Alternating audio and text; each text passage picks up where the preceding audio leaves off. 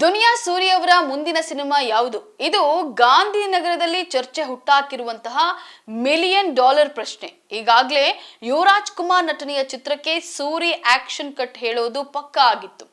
Cinema ಮುಹೂರ್ತ ಕೂಡ ನೆರವೇರಿತ್ತು. ಇಂತಹ ಹೊತ್ತಲ್ಲೇ ಈ ಸಿನಿಮಾ ನಿಂತು ಹೋಗ್ತದೆ ಎನ್ನಲಾಗಿತ್ತು. ಅದ್ಯಾಕೋ ದುನಿಯಾ ಸೂರಿ ಮ್ಯಾಜಿಕ್ ನಡೀತಾ ಇಲ್ಲ. ಟಗರು ಬಳಿಕ ಮಾಡಿದ ಎರಡೂ ಸಿನಿಮಾ ಗೆಲ್ಲಿಲ್ಲ. ಹಾಗಂತ ಬ್ಯಾಕ್ ಟು ಬ್ಯಾಕ್ ಪ್ರಾಜೆಕ್ಟ್ ಕೈಗೆತ್ತಿಕೊಳ್ಳುವ ಉತ್ಸಾಹ ಅವರಿಗಿಲ್ಲ.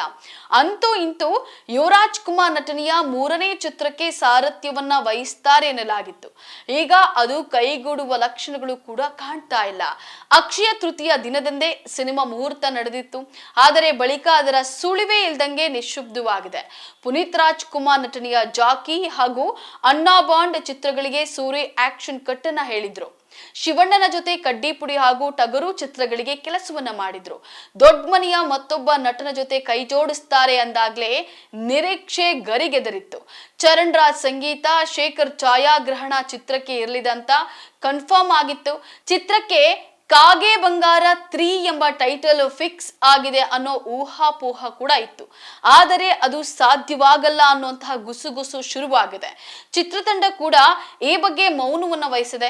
ಹಾಗಾಗಿ ಅದು ನಿಜ ಅಂತ ಹೇಳಿ ಕೆಲವರು ಭಾವಿಸಿದ್ದಾರೆ. ಯುವ ನಟನೆಯ ಮುಂದಿನ ಚಿತ್ರವನ್ನ ಸೂರಿ ಬದಲು ತರುಣ್ ಸುಧೀರ್ ಕಟ್ಟಿಕೊಡ್ತಾರೆ ಅನ್ನುವಂತ ಊಹಾಪೋಹ ಶುರುವಾಗಿದೆ. ದಸರಾ ಹಬ್ಬದ ಸಂಭ್ರಮದಲ್ಲಿ ಸಿನಿಮಾ ಘೋಷಣೆ ಆಗುವ ಸಾಧ್ಯತೆ ಇದೆ. ಸೂರಿ ನಿರ್ದೇಶನದ ಚಿತ್ರವನ್ನ ಸದ್ಯಕ್ಕೆ ಪಕ್ಕಕ್ಕೆ ಇಟ್ಟು ಯುವ ಬೇರೆ ಚಿತ್ರದಲ್ಲಿ ನಟಿಸ್ತಾರೆ ಅನ್ನುವಂತಹ ವಾದವೂ ಇದೆ. ಮತ್ತೊಂದ್ ಕಡೆ ಧ್ರುವ ಸರ್ಜಾ ಜೊತೆ ಸಿನಿಮಾ ಮಾಡಲು ಸೂರಿ ಪ್ಲಾನ್ ಮಾಡ್ತಿದ್ದಾರೆ. ಬಹಳ ಹಿಂದೆಯೇ ಇಂಥದೊಂದು ವದಂತಿ ಹರಡಿತ್ತು. ಅದು ಈಗ ನಿಜವಾಗ್ತದೆ ಅನ್ನುವಂತಹ ಚರ್ಚೆ ಗಾಂಧಿನಗರದಲ್ಲಿ ಶುರುವಾಗಿದೆ. ಸದ್ಯ KD ಚಿತ್ರದಲ್ಲಿ ಧ್ರುವ ಸರ್ಜಾ ನಟಿಸ್ತಾ ಇದ್ದಾರೆ. ಮುಂದೆ ಕೆರೆಬೇಟೆ ಚಿತ್ರ ನಿರ್ದೇಶಕ ರಾಜ್ಗುರು ಜೊತೆ ಆಕ್ಷನ್ ಪ್ರಿನ್ಸ್ ಕೈ ಜೋಡಿಸ್ತಾರೆ ಎನ್ನಲಾಗಿತ್ತು. ಅದು ಅಧಿಕೃತವಾಗಿಲ್ಲ. ಇಂತಹ ಸಮಯದಲ್ಲಿ ಸೂರಿ ಕಣ್ಣು ಧ್ರುವ ಮೇಲೆ ಬಿದ್ದಿದೆ. ತೆರೆಮರೆಯಲ್ಲಿ ಸಿನಿಮಾ ಮಾತುಕತೆ ನಡೀತಿದೆ ಅನ್ನುವಂತಹ ಮಾತುಗಳು ಕೇಳಿ ಬರ್ತಾ ಇದೆ. ಅದ್ಯಾಕೋ ಧ್ರುವ ಸರ್ಜಾ ಪ್ರತಿ ಚಿತ್ರಕ್ಕೆ 2-3 ವರ್ಷವನ್ನ ವಹಿಸ್ತಿದ್ದಾರೆ. KD ಸಿನಿಮಾ ಪರಿಸ್ಥಿತಿ ಕೂಡ ಅದೇ ರೀತಿ ಆಗಿದೆ. ದೀಪಾವಳಿಗೆ ಸಿನಿಮಾ ರಿಲೀಸ್ ಅಂತ ಹೇಳಿ ಪ್ರೇಮ್ ಹೇಳಿದ್ರು. ಆದರೆ ಈ ವರ್ಷ ಸಿನಿಮಾ ತೆರೆಗೆ ಬರೋದೇ ಅನುಮಾನ ಅನ್ನುವಂತಹ ಮಾತುಗಳು ಸಹ ಕೇಳಿ ಬರ್ತಾ ಇದೆ. ಧ್ರುವ ನಟನೆಯ ಮಾರ್ಟಿನ್ ಸಿನಿಮಾ ಕೂಡ ಗೆದ್ದಿಲ್ಲ. ಹಾಗಾಗಿ ಸೂರಿ ಜೊತೆ ಸೇರಿ ಹಿಟ್ಟು ಕೊಡುವಂತಹ ಲೆಕ್ಕಾಚಾರದಲ್ಲಿರುವಂತೆ ಕಾಣ್ತಾ ಇದೆ. ಇನ್ನು PRK KRG ಸ್ಟುಡಿಯೋಸ್ ಹಾಗೂ ಜಯಣ್ಣ ಫಿಲ್ಮ್ ಸಂಸ್ಥೆಗಳು ಒಟ್ಟಾಗಿ ಎಕ್ಕಾ ಚಿತ್ರ ನಿರ್ಮಾಣ ಮಾಡಿದ್ವು.